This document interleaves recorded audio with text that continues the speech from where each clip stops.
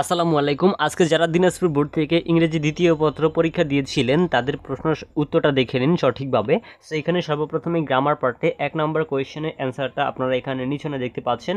এখানে এ এর হবে ফ্রম, এরপর বি এর হচ্ছে ফ্রম, সি এর হবে ইন, ডি এর হবে অফ, ই এর হবে অফ, এফ এর হবে অফ, জি এর হবে ইন, এরপর এইচ নাম্বারের হবে ইন, এরপর আই এর হবে অ্যাবাউট, এরপর জি এর হবে অফ।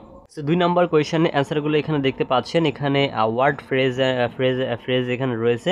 সো এখানে উত্তরগুলো এখানে দেখতে পাচ্ছেন। আপনারা এগুলো একটু দেখে নিন। আমি আর বলে দিচ্ছি না, মুখ দিয়ে বললে অনেক সময়ের প্রয়োজন হবে। আপনারা জাস্ট কোয়েশ্চেন এবং অ্যান্সারগুলো নিচনে দেখতে পাচ্ছেন, উপরে কোয়েশ্চেন এবং নিচনে অ্যান্সার। সো এর পরবর্তীতে ৩ নম্বর প্রশ্নের অ্যান্সারটা এখন আপনাদেরকে দেখাবো। সো এখানে দেখতে পাচ্ছেন ৩ নম্বর কোয়েশ্চেনের অ্যান্সারগুলো রয়েছে এখানে sentence with clause phrase. So এখান থেকে দেখতে পাচ্ছেন এই যে উত্তরগুলো, এই হচ্ছে কোয়েশ্চেন এবং নিচনে হচ্ছে উত্তরগুলো। আপনারা একটু এগুলো ভালোভাবে দেখে নেবেন আপনাদেরগুলো সঠিক হয়েছে কিনা, তাহলে খুব সহজে আপনি বুঝতে পারবেন। সো আপনাদের পরীক্ষা কীরকম হয়েছে অবশ্যই আমাদেরকে জানাবেন। সো এরপর হচ্ছে ৪ নম্বর প্রশ্নের উত্তর এখানে দেখতে পাচ্ছেন। সো ৪ নম্বর প্রশ্নের এখানে উত্তরগুলো রয়েছে, এর হবে ক্যাম। সো এইখানে দেখতে পাচ্ছেন সকল উত্তরগুলো রয়েছে।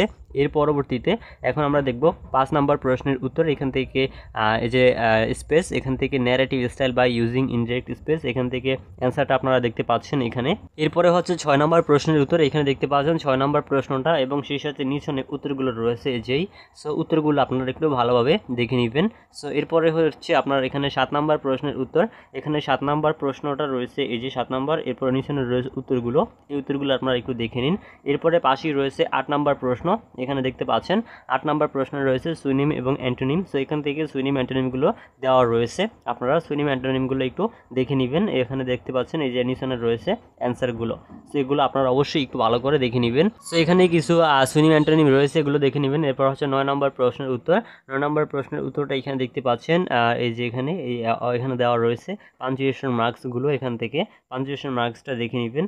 এরপর হচ্ছে মূলত আপনাদের যে প্যারাগ্রাফ এসেছিল এবং uses and abuses of internet. এরপর হচ্ছে মূলত প্যারাগ্রাফ আপনাদের দুইটা, একটা হচ্ছে ক্লাইমেট চেঞ্জ আর একটা হচ্ছে uses and abuses of internet. So এখানে দুইটা প্যারাগ্রাফ ছিল এবং রিটেন পার্টে এখানে ছিল একটা অ্যাপ্লিকেশন।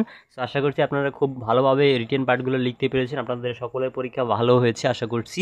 সো কার পরীক্ষা কীরকম হয়েছে, কে কোন বোর্ড থেকে পরীক্ষা দিয়েছেন অবশ্যই কমেন্ট করে জানিয়ে দিবেন।